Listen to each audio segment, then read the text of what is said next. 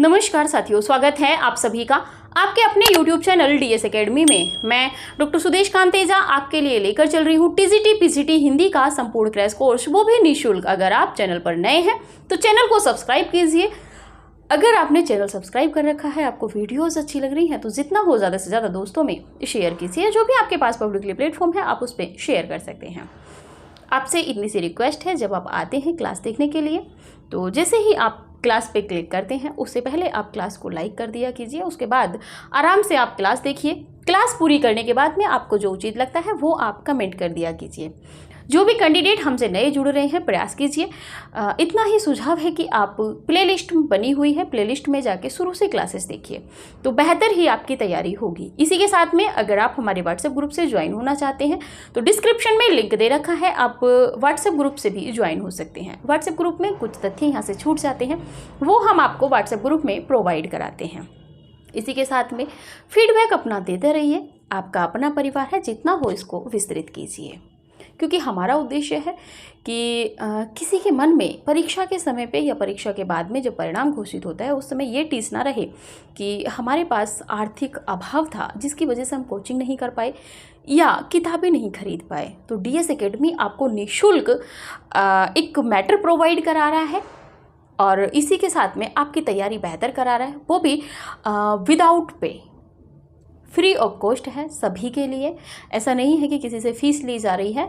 और सबसे बड़ी विशेषता ये है DS एकेडमी की कि अपने वादे पे खरा चल रहा है और इसी के साथ में महत्वपूर्ण तथ्यों का संकलन आपके लिए लेके चल रहा है, विस्तृत लेके चल रहा है। जो मूल किताबें हैं उन्हीं का कलेक्शन आपके लिए लेके आ रहा है। ये तो विशेषता रही DS एकेडमी की। अब आप अपनी भी विशेषता बता दीजिए। थोड़ा सा प्रयास कीजिए, क्लास को देखते देखते आप शेयर कर दीजिए। चलिए, ये थी बात आपसे थोड़ा सा परिचय की। बात करते हैं हम आज भारतेंदु युग में। भारतेंदु युग में भी हम चल रहे थे इस समय भारतेंदु जी पे। भारतेंदु जी की हमने 2 क्लासेस बहुत विस्तृत देखी थी, जिसमें एक में हमने भारतेंदु का जीवन परिचय और उनकी काव्यगत विशेषताएं, काव्य संबंधी जो रचनाएं थी, कविताएं थी, वो हमने देखी थी। इसके बाद जो दूसरी क्लास थी भारतेंदु जी की, भाग 2, उसमें हमने देखा था कि भारतेंदु जी ने जो निबंध लिखे हैं और जो उपन्यास लिखे हैं उनकी क्या क्या विशेषताएं थी। एक क्रम में, एक विधिवत के क्रम में परीक्षा उपयोगी तथ्यों के संकलन के साथ हमने आपको वो दोनों क्लासेस कराई थी। आज ये प्रयास रहेगा कि भारतेंदु जी की अंतिम क्लास हो, ठीक है। और यहाँ से बचने के बाद में जो कथन और जो पंक्तियाँ बचेंगी काव्य की, वो सब हम आपको व्हाट्सएप ग्रुप में प्रोवाइड कराएंगे, ठीक है। क्योंकि यही है एक शॉर्टकट रास्ता जिससे हम जल्दी से सिलेबस कवर कर सकते हैं परीक्षाओं से पहले। और हमारा भी ध्येय यही है। कहीं ना कहीं आपके मन में भी यही शंका है कि मैम सिलेबस जल्दी से कवर कराएं, तो अब देखिए इतना भागम भाग तो मैम भी कर रही हैं, आपको क्लासेज इतनी बढ़ा दी हैं और संकलन को करने में भी समय लगता है। आज हम बात करेंगे भारतेंदु हरिश्चंद्र के सारे नाटकों में। थोड़ा सा तेजी से चलेंगे। नाटकों में समझने की विषय वस्तु कुछ नहीं है, लेकिन जितनी विषय वस्तु रहेगी वो परीक्षा उपयोगी लिखी हुई रहेगी। यहाँ से यदि कुछ छूटता है, जैसे कि किसी नाटक में से कुछ कथन है, जैसे कि भारत दुर्दशा ले लीजिए या अंधेर नगरी ले लीजिए, तो वो कथन हम आपको जो भी कोटेशन बनती हैं प्रश्नों में, वो हम आपको PDF में प्रोवाइड करा देंगे, ठीक है। देखिए, इतना हम बिल्कुल फ्री ऑफ कॉस्ट करा रहे हैं, तो आप भी फटाफट शेयर कर दीजिए क्लास को। बात करते हैं भारतेंदु हरिश्चंद्र के नाटकों की। भारतेंदु हरिश्चंद्र के नाटक, यानी कि नाटक का जन्मदाता भी इन्हीं को माना जाता है। आधुनिक काल में, खड़ी बोली आधुनिक काल में, इससे पहले संस्कृत में ब्रज भाषा में नाटक लिखे गए थे। नेवाज नाटक, शकुंतला, ये इस तरीके के नाटक अभी हमने इससे पहले, जब आधुनिक काल हम शुरू कर रहे थे उस समय हमने आपको पढ़ाया था। रीतिकाल में भी हमने आपको लिखाए थे कि ब्रज भाषा में रचित नाटक। तो नाटक पहले भी लिखे गए थे, रीतिकाल में लिखे गए थे, उससे पहले भी लिखे गए थे। लेकिन यहाँ पे बात आती है, करते हैं कि खड़ी बोली में आधुनिक नाटक लिखने का श्रेय भारतेंदु को ही है। आगे बात कर लेते हैं कि इनके नाटकों को भारतेंदु हरिश्चंद्र के नाटकों को 3 श्रेणियों में हम विभाजित करेंगे। वैसे तो आपने देखा होगा कि भारतेंदु के 17 नाटक माने गए हैं और इन 17 नाटकों को 2 भागों में डिवाइड किया जाता है, मौलिक और अनूदित। हम यहाँ पे 3 भाग करेंगे। रामचंद्र तिवारी के अनुसार, जो डॉक्टर रामचंद्र तिवारी हैं, हिंदी गद्य का विकास, उनके अनुसार, क्योंकि उन्होंने अपूर्ण नाटकों की भी एक श्रृंखला बनाई है, ठीक है। तो क्योंकि सभी चीज़ें आपको यहाँ पे प्रामाणिक रूप में दी जा रही हैं। बात कर लेते हैं अनूदित नाटकों की। अनूदित नाटकों में विद्या सुंदर, 1868 ईस्वी। देखिए पहला नाटककार कौन है, पहला नाटक कौन सा है, ये तो हम नाटक के क्षेत्र में जब पहुंचेंगे, नाटक के विषय पे जब पहुंचेंगे वहाँ पे चर्चा करेंगे। यहाँ पे सिर्फ हमें नाटकों के विषय में जानकारी लेनी थी जो भारतेंदु के नाटक थे। 17 नाटक हैं, समय लगेगा, थोड़ा तेजी से देखते हैं। अनुदित नाटकों की बात कर लेते हैं। पहला है विद्या सुंदर 1868 ईस्वी का। यह नाटक संस्कृत के चौर पंचासी का, जो चौर कवि का नाटक है, बांग्ला का है, तो बांग्ला संस्करण का, ये बांग्ला का नाटक था। किस भाषा का था? मूल बांग्ला का था। और इसका हिंदी अनुवाद किसने किया है? आपके भारतेंदु हरिश्चंद्र ने। भारतेंदु ने इस नाटक में प्रेम विवाह का भरपूर समर्थन किया है। भारतेंदु ने अपने किस नाटक में प्रेम विवाह का समर्थन किया है? वो है आपका विद्या सुंदर। इसमें वर्धमान नगर की राजकुमारी होती है विद्या और कांचीपुर का राजकुमार गुणसंधु होता है। इन दोनों की कथा वर्णित है। ठीक है, मतलब पहले प्रेम हुआ है, फिर कैसे कैसे विघ्न आए हैं और उसके बाद प्रेम विवाह कैसे सफल हुआ है, इस चीज़ का चित्रण इसमें किया गया है। बात कर लेते हैं दूसरा नाटक, पाखंड विडंबन। ये है 1872 ईस्वी का। यह एक रूपक नाटक है। नाटकों की जब प्रवृत्तियां हम पढ़ेंगे उसमें देखेंगे कि नाटक और उसके जो भेद होते हैं उनको भी पढ़ेंगे, उसके बाद में हम समझेंगे। अभी यहाँ पे हम नहीं समझा पाएंगे। उपरूपक नाटक, अब सिर्फ इतना ही याद रखिएगा कि ये रूपक नाटक है, लास्य नाटक है, नाटिका है, सट्टक है, प्रहसन है। इतना आप याद रखिएगा, जब नाटक में पढ़ेंगे तब आपको विस्तृत पढ़ा देंगे। पाखंड विडंबन 1872 ईस्वी का है। यह एक रूपक नाटक है। नाटक का ही प्रकार है रूपक नाटक। यह कृष्ण कवि कृत प्रबोध चंद्रोदय, क्या नाम है? प्रबोध चंद्रोदय के तीसरे अंक का, कौन से अंक का? तीसरे अंक का संस्कृत से हिंदी में अनुवाद है। कृष्ण कवि का नाटक है आपका प्रबोध चंद्रोदय संस्कृत का। इसका जो तीसरा अंक है, इसका अनुवाद भारतेंदु ने संस्कृत से हिंदी में किया है पाखंड विडंबन के नाम से 1872 ईस्वी में। इसमें वैष्णव धर्म की ओर लेखक का स्पष्ट झुकाव लक्षित होता है। वैष्णव धर्म का मतलब है कि अनायास तथ्यों को छोड़कर वैष्णव यानी कि भक्ति के मार्ग में हरि के रस में लिप्त होना, इसका परिचय आपके पाखंड विडंबन में मिलता है। यानी कि पाखंडी नहीं होना चाहिए। जो भी यदि आप कोई भक्ति करते हो तो वो स्पष्ट होनी चाहिए। इसमें पाखंड एवं पाखंडियों से बचने का संदेश भी इन्होंने दिया है। बात करते हैं धनंजय विजय 1873 ईस्वी का। यह व्यायोग प्रकार का नाटक है। किस प्रकार का है? तो व्यायोग। ठीक है, यह कांचन कवि कृत संस्कृत ग्रंथ है धनंजय विजय नाटक का ही अनुवाद है, हिंदी अनुवाद है। यह महाभारत की कथा पर आधारित है। भारतेंदु का कौन सा नाटक महाभारत की कथा पर आधारित है? तो धनंजय विजय। इसमें रौद्र रस प्रमुख है। इसमें क्या होता है कि रौद्र रस की इसमें प्रमुखता ज़्यादा है। पात्रों में बात करें तो उत्तरा और अभिमन्यु इसमें पात्र दृष्टिगत होते हैं। आप स्क्रीनशॉट लीजिए, फिर आगे बढ़ते हैं। थोड़ा सा तेजी से चलना है आज, आप लोग भी सहयोग कीजिएगा। और देखिए कुछ अगर छूटता है तो वो हम आपको PDF में प्रोवाइड करा देंगे। कमेंट ना कीजिएगा कि मैम ये नहीं कराया, आपने ये नहीं कराया। अगर कुछ आपको लगता है कि नहीं कराया है तो रविवार को व्हाट्सएप चैट ओपन रहती है, आप उसमें मैसेज कर सकते हैं। बात करते हैं कर्पूर मंजरी। कर्पूर मंजरी 1875। कब है? 1875। इसी के साथ में बात करें, यह सट्टक श्रेणी का नाटक है। यह सट्टक श्रेणी का नाटक है। राजशेखर द्वारा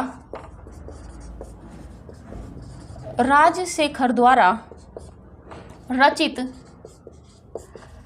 कर्पूर मंजरी का हिंदी अनुवाद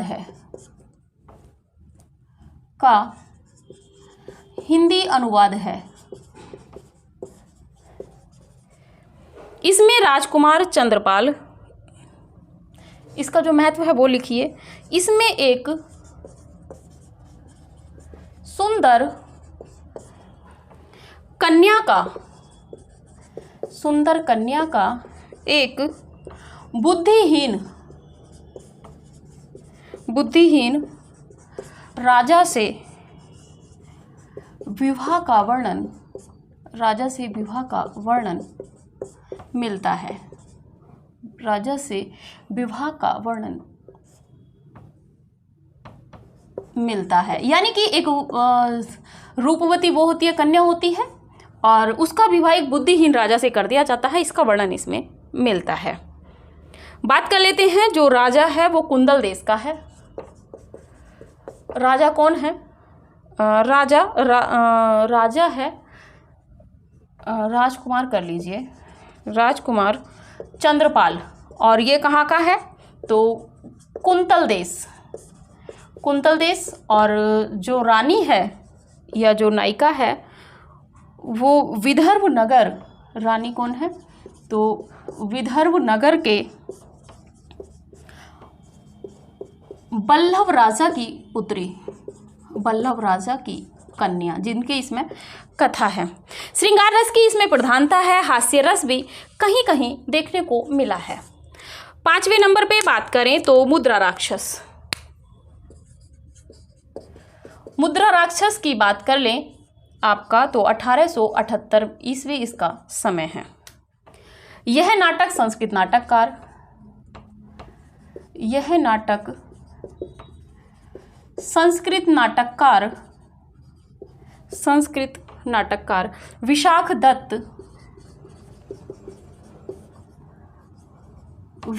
दत्त कृत मुद्रा राक्षस का हिंदी अनुवाद है, यह राजनीतिक नाटक है। थोड़ा सा विस्तृत लेकर चलना है तो यह राजनीतिक नाटक है। ठीक है, इसमें बताया गया है कि किस तरीके से चाणक्य राजनीति को मतलब महत्व दिया गया है। इसमें चाणक्य की कूटनीति, राजनीति नहीं आएगी, कूटनीति है चाणक्य की, कूटनीति का महत्व प्रतिपादित हुआ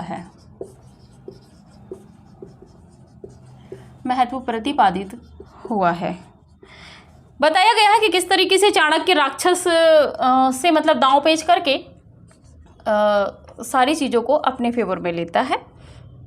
आगे है दुर्लभ बंधु, अगला है दुर्लभ बंधु, 1880 ईस्वी।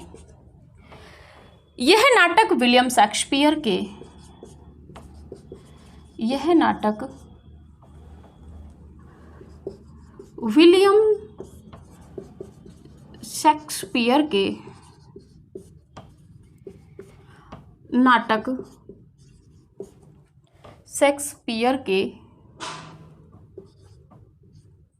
नाटक मर्चेंट ऑफ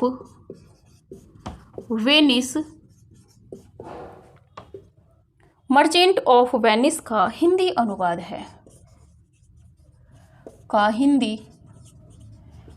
अनुवाद है, इसका दूसरा नाम,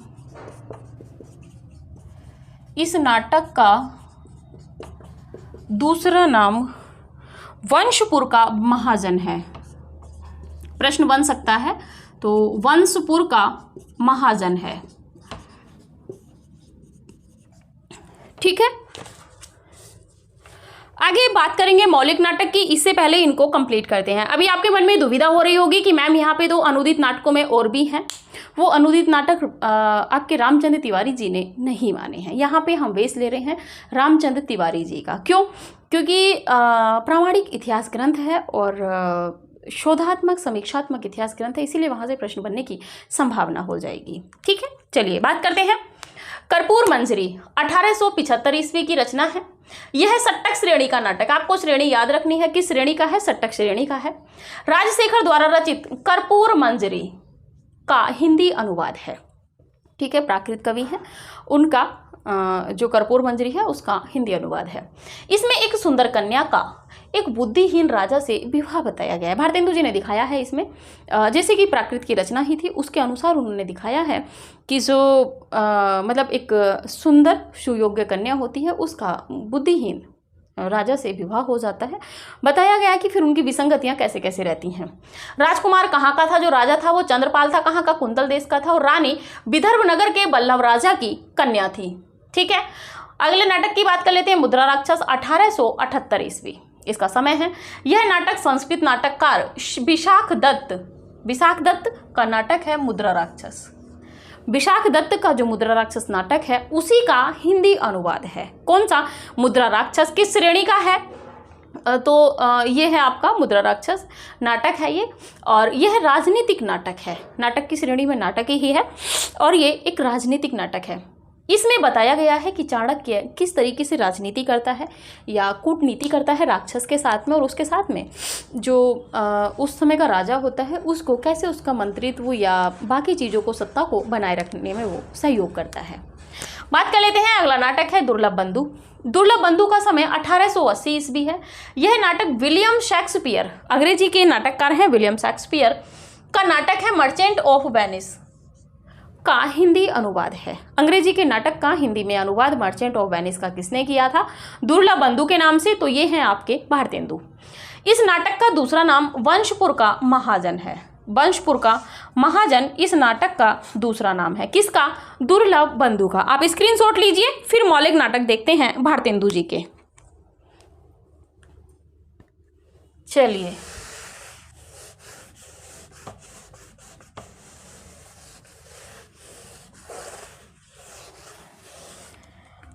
बात कर लेते हैं मौलिक नाटक।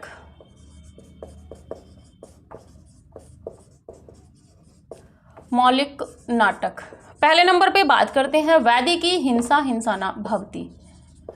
वैदि की हिंसा हिंसा न भवति। समय की बात करें तो 1883 ईस्वी इनका समय ठहरता है। यह प्रहसन प्रकार का नाटक है। यह प्रहसन प्रकार का नाटक है। इस नाटक में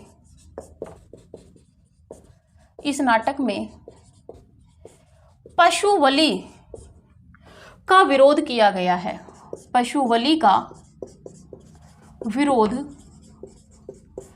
किया गया है। ठीक है, आगे बात कर लेते हैं। इस नाटक में सामाजिक महत्वपूर्ण है। इस नाटक में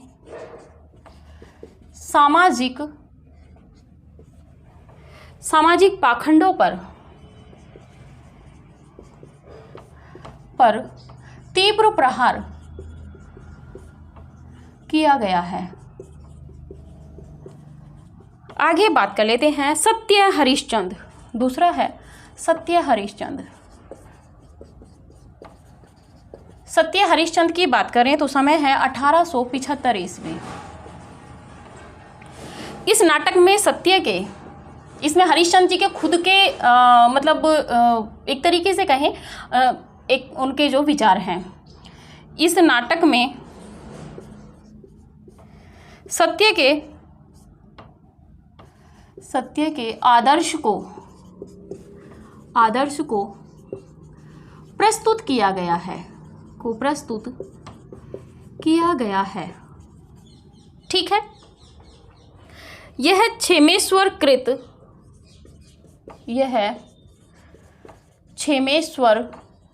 कृत चंड कौशिक के आधार पर लिखा गया है। अनुदित नहीं है, चंड कौशिक के आधार पर लिखा गया है। आधार लिया है लेकिन पर लिखा गया है। सेम उसी के तर्ज, मतलब एक तरीके से अनुवाद नहीं किया है। ठीक है, इसमें गंगा का विस्तृत वर्णन मिलता है। किसमें? सत्य हरिश्चंद्र में। इसमें गंगा का विस्तृत वर्णन मिलता है। महत्वपूर्ण है, थोड़ा सा वर्णन मिलता है। वो इस पे जाइएगा। ठीक है, वैसे देखें तो इसमें दानवीरता दिखाई गई है। और तीसरे नंबर पे बात कर लेते हैं श्री चंद्रावली। श्री चंद्रावली ये जो नाटक है 1876 ईस्वी का है। यह एक नाटिका है, यह एक नाटिका है। इसमें वैष्णव भक्ति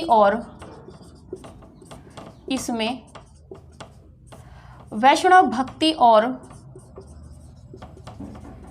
प्रेम तत्व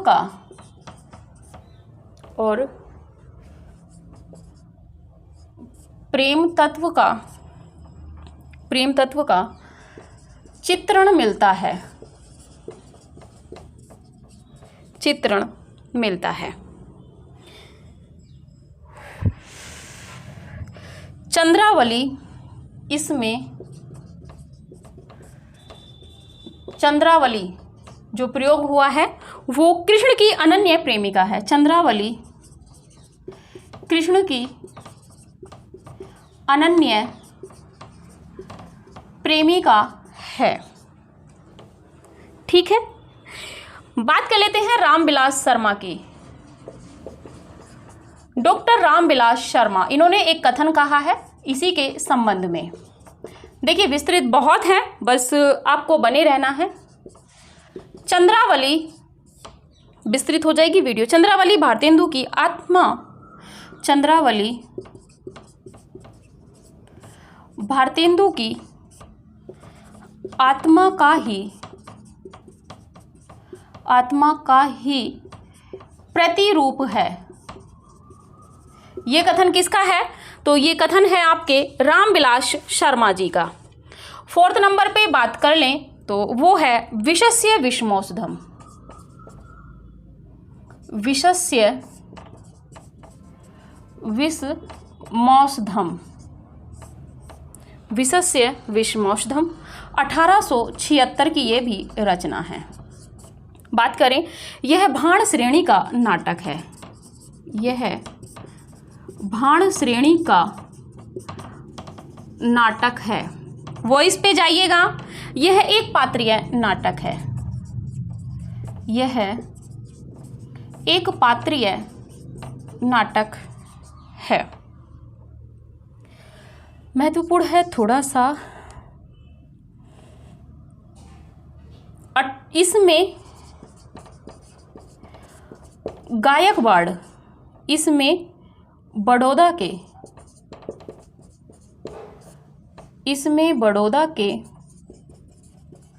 गायकवाड़ के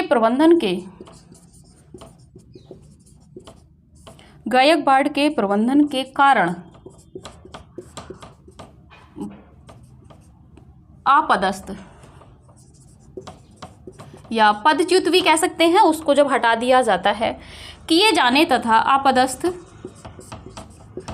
किए जाने तथा उनके स्थान पर सयाजी राव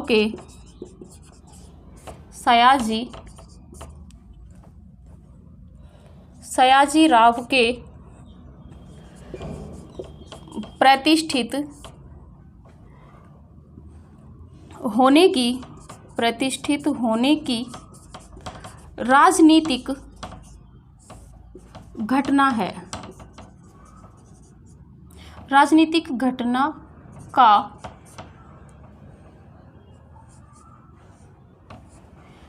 का वर्णन है। चलिए बात करते हैं थोड़ा सा तथ्यों में। मौलिक नाटकों में बात करें तो वैदिकी हिंसा हिंसा न भवति 1883 ईस्वी का है। यह प्रहसन नाटक है। इस नाटक में पशु बलि का विरोध किया है। भारतेंदु हरिश्चंद्र ने अपने किस नाटक में पशु बलि का विरोध किया है? तो ये है आपका वैदिकी हिंसा हिंसा न भवति, यानी कि पशु पर हिंसा ना करो, अत्याचार ना करो। ये भी आप कोरिलेट कर सकते हो। इस नाटक में सामाजिक पाखंडों पर तीव्र प्रहार किया गया है। यानी कि जैसे कहें, कबीरदास कहते हैं कि दिन भर रोजा रखत है, रात हनत है गाय। इस तरह के पाखंडों का इसमें भी चित्रण किया है। सत्य हरिश्चंद्र की बात करें तो 1875 ईस्वी है। इस नाटक में सत्य के आदर्श को प्रस्तुत किया गया है। इसमें कहीं ना कहीं जो सत्य का आदर्श प्रस्तुत हुआ है वो भारतेंदु हरिश्चंद्र के अपने खुद के सिद्धांत हैं। यह क्षेमेश्वर कृत चंड कौशिक के आधार पर लिखा गया है। चंड कौशिक का आधार लिया है, अनुवाद नहीं किया है, इसीलिए ये अनुदित की श्रेणी में नहीं आएगा, आपको ये ध्यान करना होगा। इसमें गंगा का विस्तृत वर्णन मिलता है। किसमें? सत्य हरिश्चंद्र में गंगा का विस्तृत वर्णन मिलता है। बात कर लेते हैं श्री चंद्रावली। श्री चंद्रावली 1876 ईस्वी की रचना है, नाटक है। यह एक नाटिका है। श्री चंद्रावली जो है एक नाटिका श्रेणी की है। इसमें वैष्णव भक्ति और प्रेम तत्व का चित्रण मिलता है। इसमें वैष्णव भक्ति और प्रेम तत्व का चित्रण मिलता है। इसमें चंद्रावली का जो प्रयोग हुआ है वो कृष्ण की अनन्य प्रेमिका के रूप में हुआ है। इसमें यमुना के वर्णन के रूप में भी चंद्रावली में हमें यमुना देखने को मिलती है। डॉक्टर रामविलास शर्मा कहते हैं कि चंद्रावली भारतेंदु की आत्मा का ही प्रतिरूप है। ये कथन किसका है? चंद्रावली नाटक के संबंध में रामविलास शर्मा जी का। विशस्य विषमोत्तम की बात करें तो 1876 ईस्वी का ये नाटक है। यह भाण श्रेणी का नाटक है। यहाँ से प्रश्न बन चुका है यूजीसी नेट में, पीछे अब तो एनटीए कराता है, जब यूजीसी कराता था उस समय यहाँ से प्रश्न बन चुका है। यह एक पात्रीय नाटक है। भारतेंदु हरिश्चंद्र का कौन सा नाटक एक पात्रीय है? तो ये होगा आपका विशस्य विषमोत्तम। इसमें बड़ौदा के गायकवाड़ के प्रबंधन के कारण, यानी कि होता है मैनेजमेंट के कारण, एक गायकवाड़ है गाने वाला बड़ौदा का, के कारण अपदस्थ किए जाने तथा उनके स्थान पर सयाजी राव, इनको गायकवाड़ को हटा दिया जाता है, सयाजी राव को उनकी जगह पर स्थापित कर दिया जाता है, बैठा दिया जाता है। तो इस मैनेजमेंट की जो राजनीति होती है, कूटनीति होती है, इसका वर्णन किसमें है? विशस्य विषमोत्तम में। आप स्क्रीनशॉट लीजिए, आगे के नाटकों को तेजी के साथ में देखते हैं। चलिए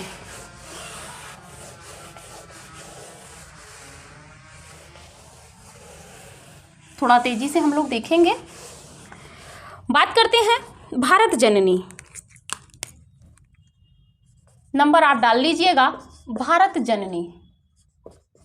भारत जननी की बात करें तो 1877 ईस्वी का ये नाटक है। यह एक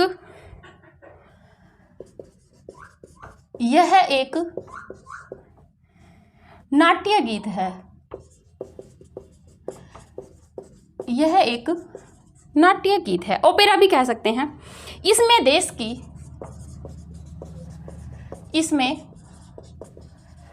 देश की दुर्दशा के चित्रण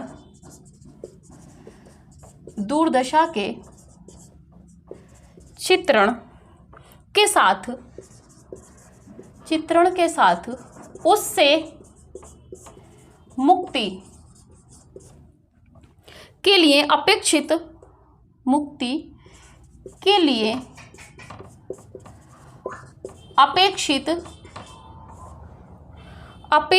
सुधारों की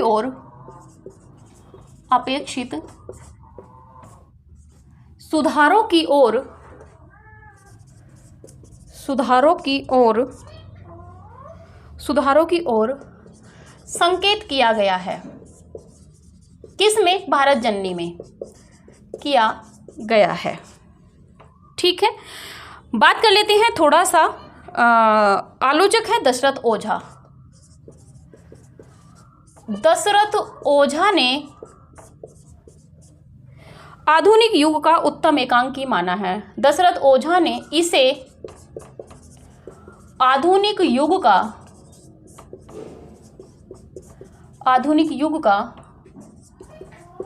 उत्तम एकांकी माना है। ठीक है, आगे बात कर लेते हैं भारत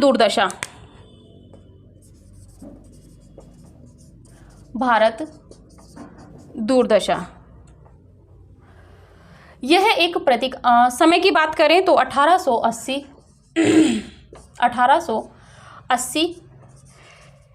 यह 6 अंकों का प्रतीकात्मक नाटक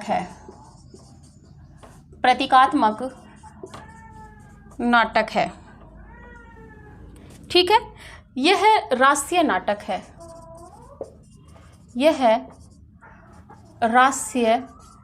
नाटक है। इसमें भारत की तत्कालीन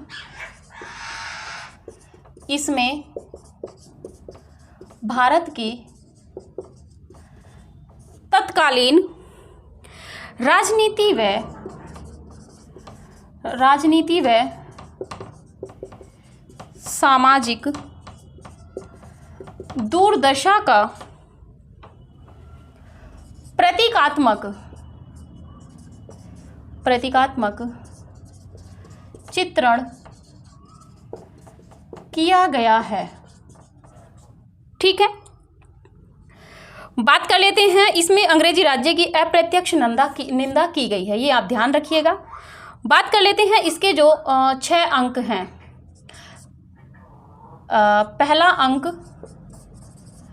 पहला अंक की बात करें तो वीथी है। दूसरा अंक अगर देखें तो दूसरा अंक इसका शमशान है। तीसरा अंक यदि देखें, आप अपने से कर लीजिएगा, तीसरा अंक देखें तो मैदान है। चौथे अंक की बात करें तो कमरा है। चौथा अंक इसमें कमरा है। और पांचवें अंक की यदि बात करें तो किताबखाना है। पांचवा अंक किताबखाना है। और छठा अंक है गंभीर वन का मध्य भाग। गंभीर वन का मध्य भाग। ठीक है, भारतेंदु ने इस नाटक को महत्वपूर्ण है। भारतेंदु ने इस नाटक को देशवत्सलता का नाटक कहा है। ठीक है, इसमें नंदी पाठ वगैरह वगैरह भी देखने को मिलते हैं। बात कर लेते हैं थोड़ा सा नील देवी की।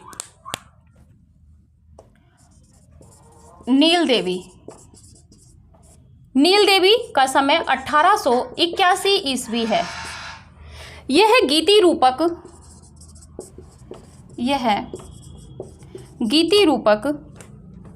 गीति नाट्य है। इस नाटक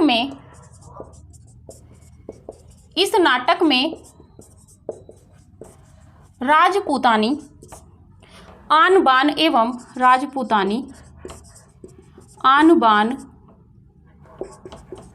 एवं नारी व्यक्तित्व की प्रतिष्ठा का चित्रण है या चित्रण मिलता है। ठीक है, इसमें भारतेंदु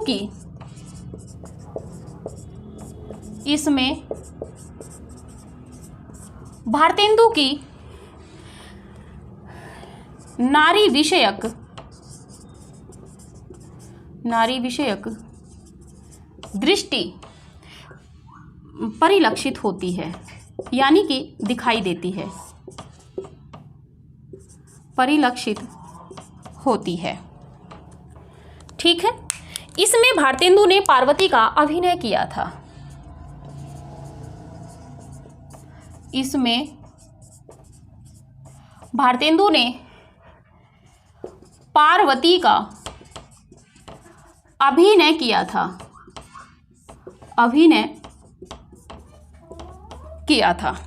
ठीक है, आप पहले इसका स्क्रीनशॉट लीजिए, उसके बाद देखते हैं। थोड़ा सा कुछ और है, सोच रहे हैं आज ही इसको फिनिश कर लें। ठीक है, बात कर लेते हैं भारत जननी 1877 की है। यह एक नाट्य गीत है। इसमें देश की दुर्दशा के चित्रण के साथ उससे मुक्ति, देखिए जैसे कि समस्या है उसके समाधान का भी इसमें संकेत किया है। किसने? भारतेंदु हरिश्चंद्र ने। दशरथ ओझा ने किसे भारत जननी को आधुनिक युग का उत्तम एकांकी कहा है। डॉक्टर दशरथ ओझा ने भारतेंदु के किस नाटक को एकांकी माना है? भारत दुर्दशा। कैसा एकांकी माना है? आधुनिक युग का उत्तम एकांकी माना है। बात करते हैं भारत दुर्दशा की। तो 1880 इसका समय है। यह 6 अंकों का प्रतीकात्मक नाटक है। भारत दूरदर्शा के विषय में इतना बता दें कि इसके संबंध में जो कुछ कथन रहेंगे वो हम आपको PDF के माध्यम से व्हाट्सएप ग्रुप में प्रोवाइड करा देंगे, ठीक है। प्रतीकात्मक नाटक है। प्रतीक का मतलब है कि किन्हीं भी एक तरीके से कुछ भी हम प्रतीक रख लें, सीधा सीधा ना कह के लक्षणा में बात की जाती है। यह राष्ट्रीय नाटक है। इसमें भारत की तत्कालीन राजनीतिक व सामाजिक दुर्दशा का प्रतीकात्मक चित्रण भारतेंदु ने किया है। इसमें 6 अंक हैं। पहला अंक वीथी, दूसरा शमशान होगा, तीसरा मैदान, चौथा कमरा, 5वां किताब खाना और 6ठा अंक है गंभीर वन का मध्य भाग। भारतेंदु ने इस नाटक को देशवत्सलता का नाटक कहा है। भारतेंदु ने अपने किस नाटक को देशवत्सलता का नाटक कहा है? भारत दूरदर्शा, 1880। बात करते हैं नील देवी की। 1881 इसका समय है। यह गीति रूपक गीति नाट्य है। इस नाटक में राजपूतानी आनबान एवं नारी व्यक्तित्व की प्रतिष्ठा का चित्रण है। भारतेंदु हरिश्चंद्र ने पंजाबी या राजपूतानी जो स्त्रियां होती हैं उनकी जो आनबान होती है उसका चित्रण किस नाटक में किया है? नील देवी में। इसमें भारतेंदु ने जो नील देवी नाटक है इसमें भारतेंदु की जो नारियों के प्रति जो उनका दृष्टिकोण है वो चित्रित होता है। और इस नाटक में भारतेंदु ने पार्वती का अभिनय किया था रंगमंच पे, ठीक है। स्क्रीनशॉट लीजिए। इसके बाद में बचे हुए तथ्यों को एक साथ देखते हैं।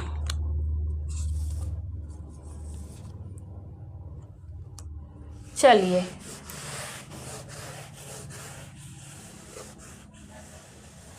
हम सोच रहे हैं कि एक ही उसमें इसको कवर कर देते हैं, बस थोड़ा सा आप बने रहिएगा।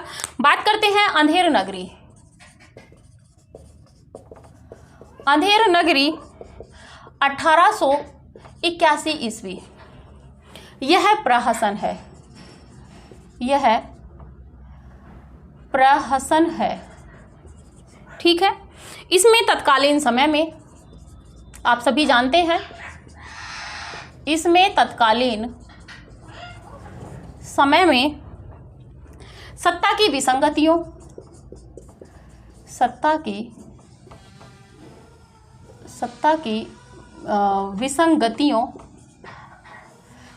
विसंगतियों मूर्खताओं और उससे उत्पन्न परिस्थितियों पर व्यंग्य किया है। उससे उत्पन्न परिस्थितियों पर व्यंग्य किया है। किसने? भारतेंदु जी ने। आप सभी जानते हैं। इसमें आगे है रंगमंचीय दृष्टि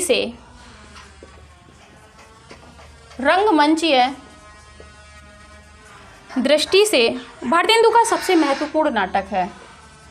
दृष्टि से भारतेंदु का सबसे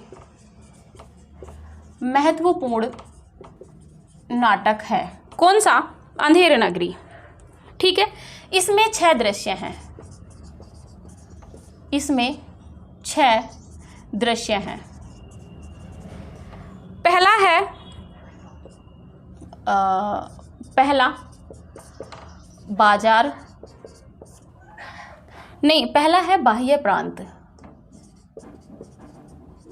बाह्य प्रांत। दूसरा है बाजार। तीसरा यदि बात करें तो तीसरा होगा जंगल।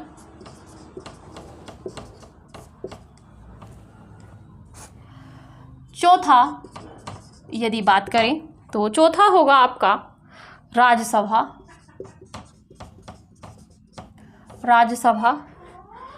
पांचवा होगा अरण्य। होगा और छठा होगा आपका शमशान। ठीक है। पात्रों में बहुत ज़्यादा महत्वपूर्ण नहीं है, आप सभी जानते हैं पात्रों से। देख लेते हैं अपूर्ण नाटक।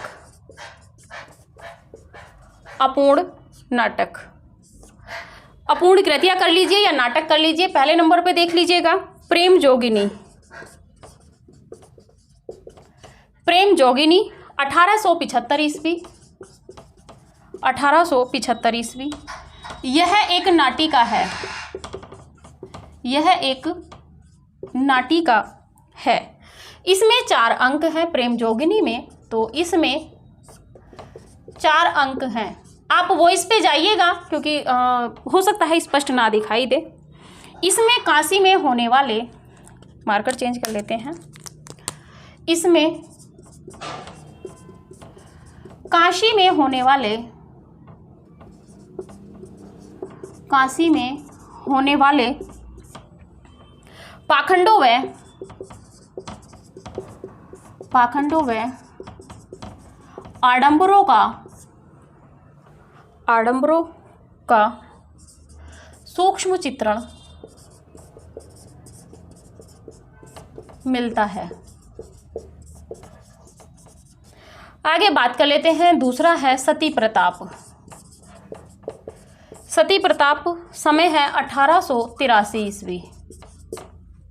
यह एक पौराणिक नाटक है। यह एक पौराणिक नाटक है। यह अपूर्ण नाटक है। इसे लिखिए, इसे राधा कृष्ण दास ने पूरा किया था। माना जाता है कि निराला और प्रताप नारायण मिश्र ने भी इसको अपने अनुसार पूरा किया था, लेकिन यहाँ पे यही है। इसमें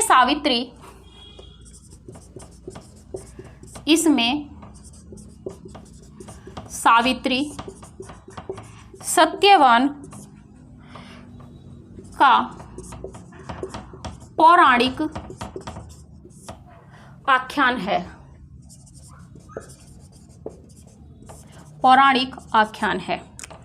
आगे बात कर लेते हैं अन्य जो नाटकों में है। तीसरा है इनकी रचना प्रवास नाटक, जो अपूर्ण है, 1868 का। इसी के साथ में है नवमल्लिका के बाद में है रत्नावली और मृच्छकटिकम।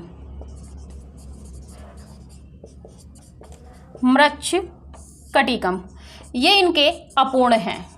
ठीक है, आप स्क्रीनशॉट लीजिए। फिर आगे थोड़ा सा तथ्य बचा हुआ है, देख लेते हैं। अंधेर नगरी 1881 ईस्वी में प्रहसन नाटक है। इसमें तत्कालीन जो दूरदशा थी उस समय, आप नाटक से सभी परिचित हैं। विसंगतियों का चित्रण है। रंगमंची दृष्टि से ये महत्वपूर्ण नाटक है। 6 अंक हैं। पहला बाह्य प्रांत है, दूसरा बाजार है, तीसरा जंगल है, चौथा राजसभा है, 5वां अरण्य जंगल है और 6ठा शमशान है। अपूर्ण नाटकों की बात करें तो प्रेम जोगिनी है 1875 का। यह एक नाटिका है। 4 अंक इसमें हैं। इसमें काशी में होने वाले जो पाखंड और आडंबर हैं, बाह्य आडंबर, उनका चित्रण किया गया है।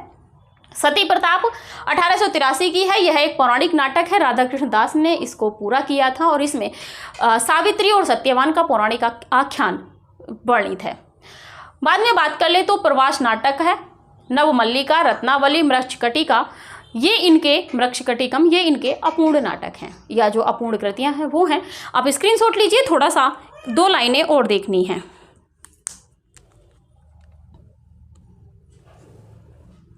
चलिए,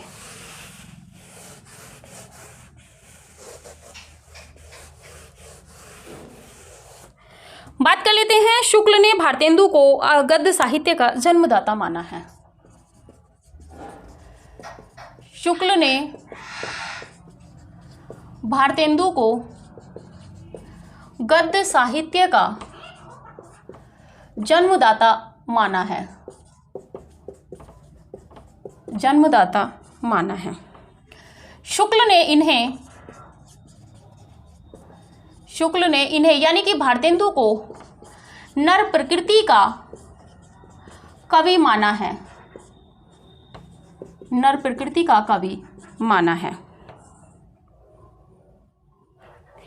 शीतला प्रसाद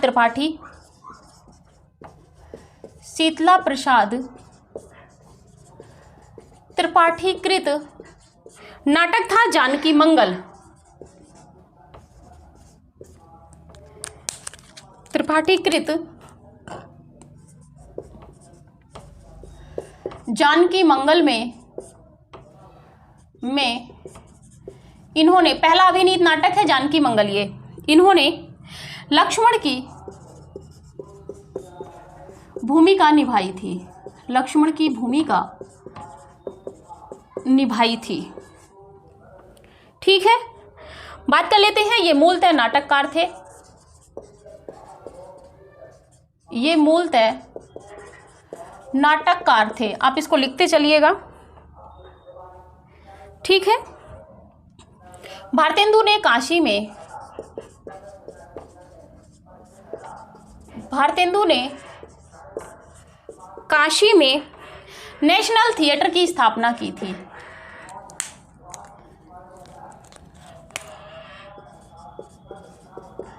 नेशनल थिएटर की स्थापना की थी। इन्होंने कालचक्र एक पुस्तक लिखी थी और उस कालचक्र में इन्होंने बताया था कि क्या कहते हैं, उस कालचक्र में इन्होंने माना है 1873 में कि पहला नाटक जो है वो नहुस है गिरिधर का, दूसरा इन्होंने विश्वनाथ का माना था, वो राजा लक्ष्मण सिंह का शकुंतला नाटक, और तीसरा इन्होंने स्वयं का जो रचित नाटक है विद्यासुंदर उसको माना था। बात कर लेते हैं, शुक्ल ने भारतेंदु को गद्य साहित्य का जन्मदाता माना है, वहीं पे नर प्रकृति का कवि कहा है। ठीक है, आगे डिवाइड कर देंगे। शीतला प्रसाद त्रिपाठी का नाटक है जानकी मंगल, पहला अभिनीत नाटक है, इसमें इन्होंने लक्ष्मण की भूमिका निभाई थी, मूलतः नाटककार है, और भारतेंदु ने नेशनल थिएटर की स्थापना काशी में की थी। आप स्क्रीनशॉट ले लीजिए, उसके बाद देखते हैं।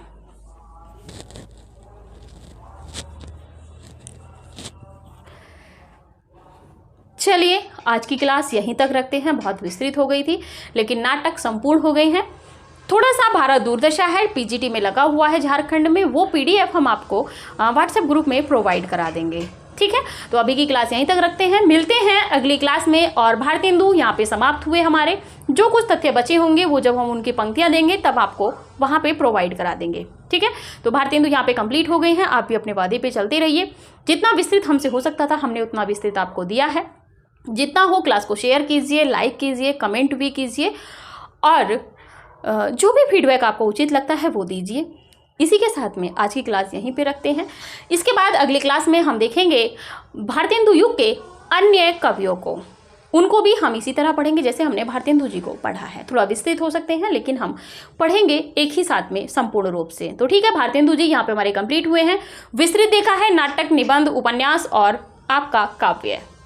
तो अभी की क्लास यहीं तक रखते हैं, थोड़ा विस्तृत हो गई है, और चलिए कोई नहीं, कुछ विघ्न हुआ होगा तो उसके लिए क्षमा कीजिएगा। और मिलते हैं अगली क्लास में अगले भारतेंदु युगीन रचनाकार के साथ में। तो ठीक है, आप इसको पढ़िए, इसी के साथ में थोड़ा इंतज़ार कीजिए अगली क्लास का, और क्लास को समय पर लेते रहिए। प्रतिदिन 2 क्लासें अपलोड होती हैं, आप समय पे थोड़ा सा क्लास को देख लिया कीजिए, लाइक कर दिया कीजिए और शेयर भी कर दिया कीजिए।